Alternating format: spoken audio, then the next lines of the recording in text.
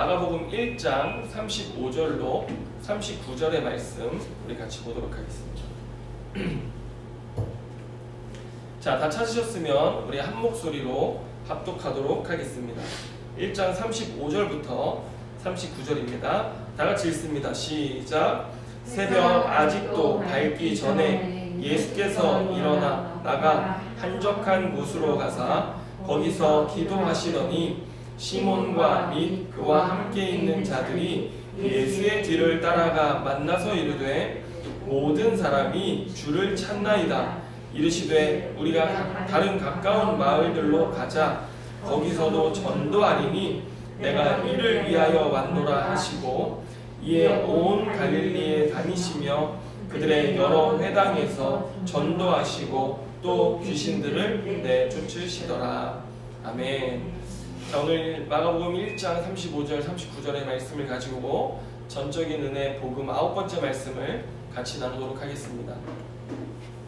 자, 여러분, 오늘 우리가 읽은 본문을 잘 이해하기 위해서는 우리가 바로 앞절에서 어떤 일들이 일어났었는지를 주목해 보아야 합니다.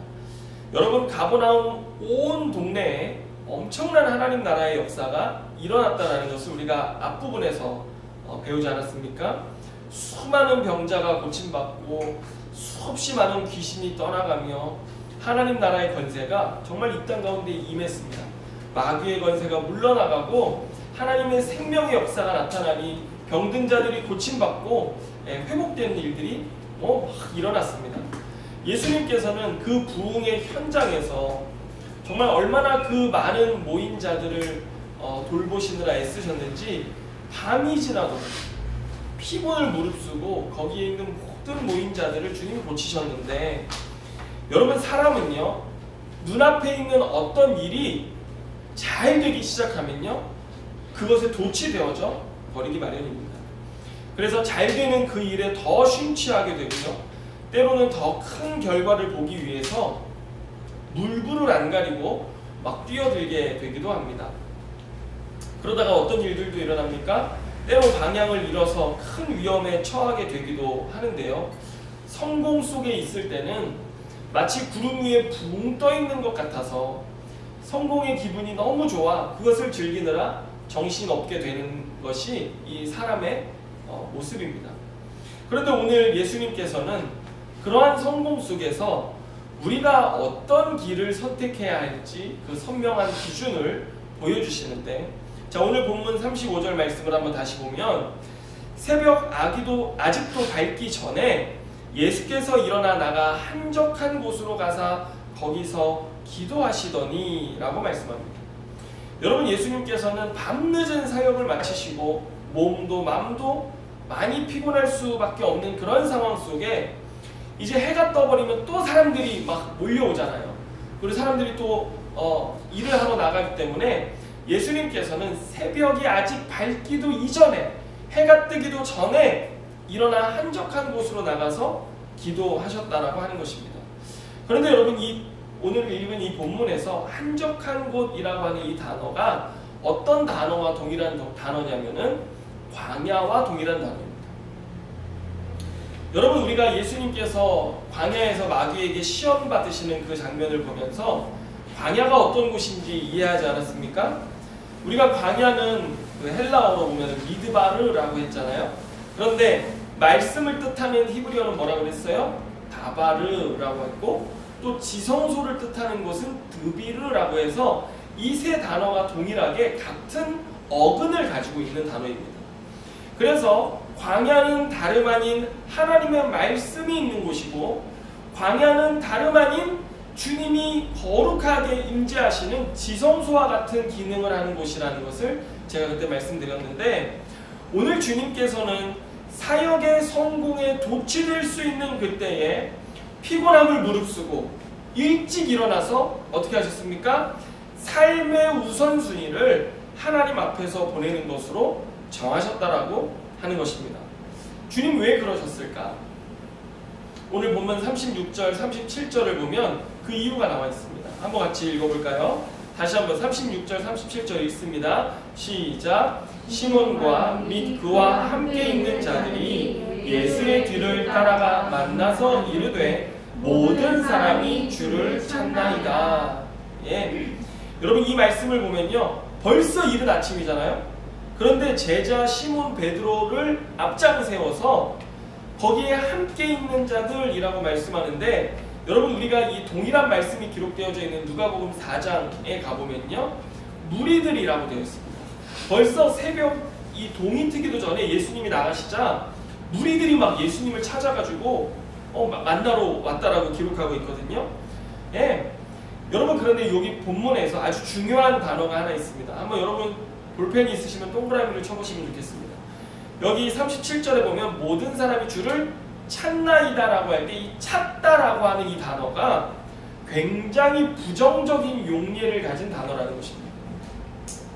오늘 본문에서는 이 단어가 예수님의 사역에 대한 방해를 나타내는 의미, 예수님께서 지금 하나님 앞에서 시간을 보내시고 하나님의 말씀 앞으로 나아가려고 하는 데 있어서 모든 사람이 와서 찾나이다라고 했을 때 이것은 예수님과 하나님과의 관계, 예수님께서 하나님께 나아가가지고 거기서 하나님의 말씀을 듣고 지성소를 누리고 하는 이런 모든 것들을 방해하는 정도의 단어로 쓰여지지만, 여러분 나중에 우리가 마가복음 뒷장으로 가보면요, 뒤로 가면 갈수록 이 찾다라고 하는 단어가 어떤 단어로 쓰이냐면요, 예수님을 잡아 죽이기 위해서 찾는 데 쓰이는 단어가 이 찾다라고 하는 단어라고 하는 것입니다. 그래서 여러분 누가복음에 나타난 그 동일한 병행 본문을 살펴보면 누가복음 4장 42절은 이렇게 말합니다. 날이 밝음에 예수께서 나오사 한적한 곳에 가시니 무리가 찾다가 만나서 자기들에게서 떠나시지 못하게 만류하려 하며, 이렇게 되어 있습니다. 여러분 이 말씀 누가복음 말씀 보면요, 무리가 예수님을 찾은 이유가 뭐예요? 자기들에게서 떠나시지 못하게 만류하려고 찾았다라고 기록하고 있습니다. 여러분 이 말씀이 뜻하는 바가 뭐냐면, 지금 무리들은 예수님이 자기들의 소유가 되길 원했다라고 하는 것입니다. 여러분 우리도 예수님 때문에 병고침을 받고 귀신이 떠나가고 또 예수님이 내 삶을 축복해 주시고 내 삶에 정말 은혜를 베풀어 주시면 정말 그때의 그 순간의 삶은 어때요? 천국을 경험하는 것 같잖아요.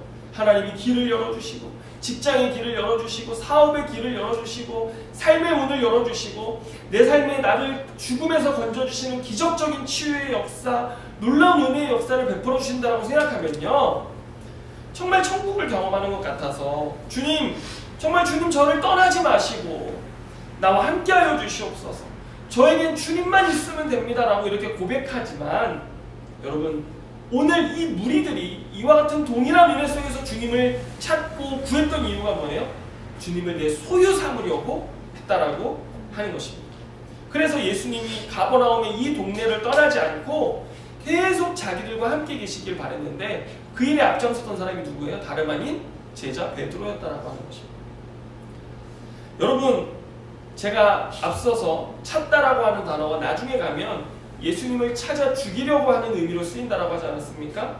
그런데 그때 예수를 십자가에 못 박아라 라고 예수를 죽이자고 했던 사람들이 누구였냐면 바로 그 무리들이라고. 그래서 예수님께서는 한사코 무리들에게 자기를 의탁하신 적이 없었다라고 성경이 기록하고 있는 이유인 것이죠. 여러분 인간은 언제나 신을 소유하고 싶어하는 욕구를 가지고 있습니다. 인간에게 소유된 신, 이것을 성경은 뭐라고 말하냐면 우상이라고 이야기합니다. 인간의 그 인류 역사 속에서 늘 우상을 소유하고 그 우상은 자기에게 복을 주고 자기를 보호해주고 나의 삶에 평안을 주고 또 나뿐만 아니라 우리 가문 대대로 우리의 소유가 되어서 이와 같은 복을 우리에게 주기를 원하는 존재였습니다. 여러분 인간들이 얼마나 많은 신을 소유하기를 원하는지를 알고 싶다면 인도에 가면요, 그 신들을 구매할 수 있는 슈퍼마켓이 있습니다. 3억 3천 개의 신이 있는 인도에 가면요, 자기가 원숭이 신, 무슨 신 원하는 복에 따라서 그 신들을 골라서 구할 수 있는 곳이 인도라고 하는 것입니다. 여러분 우리가 출애굽기 말씀을 보면요, 하나님께서 모세를 이집트에 있는 이스라엘 백성들에게 보내시면서 자기의 이름을 계시해 주시는데 출애굽기 3장 14절에 보면 이렇게 말씀합니다. 하나님이 모세에게 이르시되 나는 스스로 있는 자이니라. 또 이르시되 너는 이스라엘 자손에게 이같이 이르기를 스스로 있는 자가 나를 너희에게 보내셨다 하라. 이렇게 말씀합니다. 본문에 보면 하나님의 이름이 어떻게 나옵니까? 스스로 있는 자다라고 말하는데, 여러분 이 스스로 있는 자라고 하는 히브리어 말씀을 영어로 그대로 표현해 보면 I am that I am 이렇게 되어 있습니다. 그래서 나는 나다 이렇게 되어 있습니다. 나는 누구누구이다 이렇게 돼야 되는데 나는 그냥 나다라고 되어져 있는 거예요. 정확하게 하나님이 어떤 분이신지를 묘사할 수 있는 그 공간이 비어져 있습니다. 왜 그런가요? 하나님이 아니고서는 누구도 하나님이 이런 하나님이라고 규정짓고 그 정의 내릴 수 없는 하나님이시라는 것을 하나님 가르쳐 주시는 것입니다. 아멘입니까? 그래서 하나님은 과거에도 나는 나였고 오늘도 나는 나이고 미래에도 나는 나일 것이다 라고 하는 말씀이 되는데, 여러분 주님께서는 전지전능하신 하나님으로서 과거든 현재든 미래에든 우리 인간이 기대하고 상상하고 바라는 것 이상의 하나님이시지, 우리의 삶 속에서 내가 정의 내릴 수 있는 하나님, 내가 하나님이 이렇다라고 말할 수 있는 하나님의 그 지경을 넘어서는 하나님이시라는 것을 계속해서 우리에게 말씀해 주시는 것입니다. 그래서 우리가 하나님을 내 것으로 소유하려고 했을 때 하나님은 아니다라고 늘 말씀하시는 거죠. 너희들은 나를 소유할 수 없다라고 주님 늘 우리에게 자기의 이름을 통해서 계시해 주신다는 사실이에요. 그런데 믿는 우리들이요, 신앙생활을 하면 할수록 또 하나님을 체험하고 많이 체험하면 체험할수록 어떻게 돼요? 하나님 이런 하나님이야. 하나님 이런 하나님이야. 야, 너 그런 문제 있냐? 하나님 이렇게 역사하실 거야. 너 그런 문제 있냐? 하나님 이렇게 역사하실 거야. 뭐 이렇게 막 우리가 하나님을요 막 정의 내려요. 그리고 내 삶 속에 하나님 언제나 하나님 그런 하나님이셨죠? 하나님 이번에도 그렇게 해주실 줄 믿어요? 왜 하나님이 그렇게 하셔야 되나요? 왜 하나님이 우리의 삶에 그렇게 역사하셔야 되나요? 예, 하나님은요 우리의 삶에 있어서 결코 소유되지 않으십니다. 그래서 여러분 하나님을 내가 뭐 하나님을 알고 이렇게 뭐 한다라고 해서 막 이렇게 하려고 하는 거 있잖아요. 이거 교만입니다. 하나님이 이런 하나님이다, 하나님 이렇게 일하신다라고 우리는 말할 수가 없어요. 내가 경험한 하나님이 마치 전부인 것처럼 우리는 하나님 그런 방식으로 일하실 것이라고 말할 수 없다는 것입니다. 우리는 그저 한없이 무가치한 티끌과 같은 존재로서 그분이 어떻게 일하실지를 기다리고 바라는 존재일 뿐이지, 위대하신 하나님은요 스스로 자기의 뜻대로 하나님의 나라를 이루실 뿐이라는 것입니다. 그래서 주님은 그 뜻대로 우리의 삶에 은혜를 베푸신다는 것, 그것을 알 뿐이지 우리는 하나님에 대해서 정의 내릴 수 없다라는 것입니다. 할렐루야. 그런데 오늘 무리들은요 그렇게 예수님을 소유하고 싶은, 이분만 계시면 좋겠다, 뭐 다른 본문에서는 이분을 우리의 왕 삼아야겠다, 이렇게 자기들이 원하는 방식으로 예수님을 소유하려고 했던 모습들이 등장하는데, 오늘 마가복음에 베드로가 그 일에 앞장서 있다라고 제가 말씀드리지 않았습니까? 여러분 마가복음에 보면은 대표적으로 베드로가 예수님이 어떤 분이신지를 알아먹지 못하는 제자들 중에 대표로 2번이나 등장합니다. 오늘 본문에 한 번 나타나고 또 한 번이 어디에 나타나냐면 주님 그리스도시요 살아계신 하나님의 아들이시니이다 이렇게 고백하는 그 장면이거든요. 그때 예수님이 그 고백을 듣고 시몬아 이것을 너에게 알게 하신 분은 네가 아니라 하나님이다 이런 얘기를 했을 때 이렇게 말씀하시고 주님이 시몬에게 이제 곧 내가 고난받고 죽고 3일 만에 부활할 것이다 그랬더니 시몬이 뭐라고 했냐면 예수님께 항의했다고요. 그러면 안 됩니다 예수님. 이렇게 그러니까 예수님이 마귀야 떠나가라 그러시면서 너는 사람의 일을 알고 하나님의 일을 알지 못하는 거다. 그때도 똑같이 말씀하시거든요. 오늘 본문에서도 시몬은요 하나님의 일을 몰라요. 자꾸 사람의 방식으로 사람 중심으로 자기가 원하는 예수님을 만들어내려고 하는 데 있어서도 무리들의 앞장을 서가지고 막 그렇게 하고 있는 모습이라는 것입니다. 여러분 이 마가복음을 읽었을 그 신약교회 초대교회 성도들을 보면요 그 당시에 베드로는요 사도 중에 사도입니다. 그런데 그 베드로가 이런 모습을 보였다라고 말씀을 통해서 들을 때 여러분 어떤 메시지를 주는 겁니까? 오늘 그런 베드로의 모습을 보는 우리에게 주님 여전히 똑같이 뭐라고 말씀하시는 거예요? 너희도 그렇게 사람의 일을 구하는 시몬과 같은 사람이 되면 안 된다라고 하는 것을 우리에게 가르쳐주고 있는 것입니다. 여러분, 주님께서 여러분의 삶을 확 축복해 주셨습니까? 주님께서 여러분의 삶을 너무나 만족스럽게 해주시는 분이십니까? 그렇다면 그분을 소유하려고 하지 마십시오. 때로 인생 속에 그분이 나의 뜻과 전혀 다른 길로 내 삶에 일하신다 할지라도 여러분, 우리 뭐 해야 됩니까? 순종해야 합니다. 우리는 주님을 조종하는 자가 아니라 주님이 우리를 다스리시는 분이시라는 사실을 여러분 기억하시기를 바랍니다. 무리들이 나중에 자신들의 욕구대로 예수님이 행해주지 않자 어떻게 합니까? 그를 못 박으라 이렇게 말하잖아요. 마찬가지로 우리가 우리의 죄된 욕망을 가지고 예수님을 소유하려 하고 예수님이 그것을 우리에게 채워주지 않을 때 여러분 우리는 어떻게 되는 줄 아십니까? 주님을 부인하고 원망하고 불평하는 일로 금세 변해버립니다. 여러분, 이런 성도들이 얼마나 많은 줄 아십니까? 금세 변해요. 하나님이 은혜 주셨을 때는 하나님 너무 감사하고 은혜하다가 하나님이 안 해주시면요 금세 변해서 부인하고 원망하고 불평하고 이렇게 변해버리는 게 무리들과 같은 신앙이라. 주님을 소유하려고 하는 신앙. 여러분, 그래서 이런 모습이 시금석이에요. 내가 주님께 순종하는 자인지 주님이 나의 주인 다시 잘못 얘기했습니다. 주님을 내가 소유하려고 하는 자인지 내가 주님의 다스림을 받는 자인지 보여주는 시금석이라고 하는 것입니다. 어느샌가 여러분의 삶 속에 불평, 불만, 원망이 입술에 닿아 있고 그리고 주님 앞에서 인간적인 모습을 보이는 이런 모습이라면 여러분 주님을 여러분의 인생에 다시 주인으로 모셔드리시길 바랍니다. 그러나 오늘 우리 주님은 보세요. 모든 것이 잘 될 때 지금 성공적인 사역이 일어나고 막 권세 있게 임하는 하나님의 영광이 나타나잖아요. 그 영광 속에서 주님 뭐 하셨어요? 모든 상황을 뒤로 하고 하나님 아버지가 계신 그곳 말씀 지성소로 나아가셨습니다. 그리고 거기서 기도하셨는데 여러분, 기도는 두 가지 기도가 있습니다.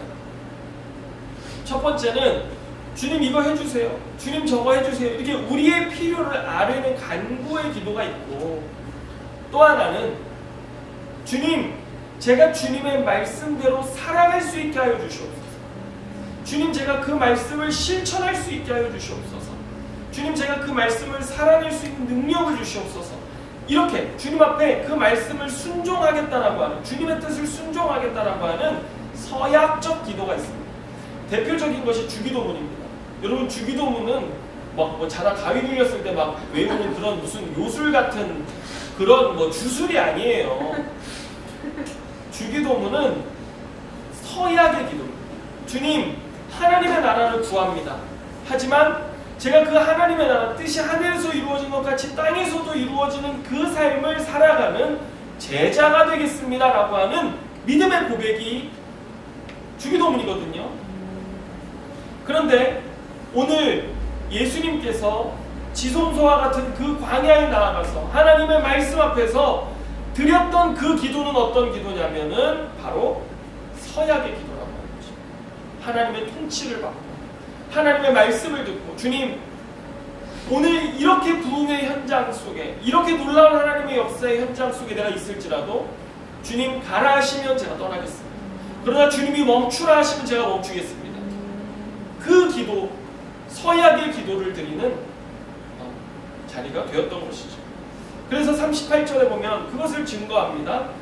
다 같이 한번 읽어볼까요? 38절입니다. 시작. 이르시되 우리가 다른 가까운 마을들로 가자. 거기서도 전도하리니 내가 이를 위하여 왔노라 하시고.